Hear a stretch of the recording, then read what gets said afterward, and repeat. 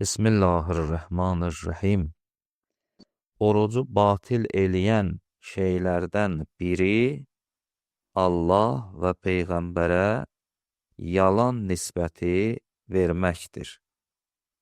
Ona görə də alimlərimiz buyururlar, əgər oruc tutan şəxs dili ilə və yaxud yazmağı ilə və yaxud bir işarə eləməklə Allaha, Peyğəmbərə, imamlara bilə-bilə yalan bir sözü nisbət versə və ondan sonra tez bir zamanda desə ki, yalan deyirəm və tövbə eləyirəm, bu şəxsin orucu batildir.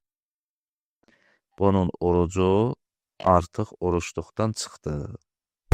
Və həmçinin ehtiyata görə buyururlar ki, əgər oruç tutan şəxs Həzrəti Zəhra salamullahi əleyhaya yalan bir sözü nisbət versə və həmçinin digər peyğəmbərlərə yalan bir sözü nisbət versə və yaxud digər peyğəmbərlərin nümayəndələrinə yalan bir sözü nisbət versə, bu şəxsin orucu da batildir. Vəssalamu aleykum və rəhmətullah.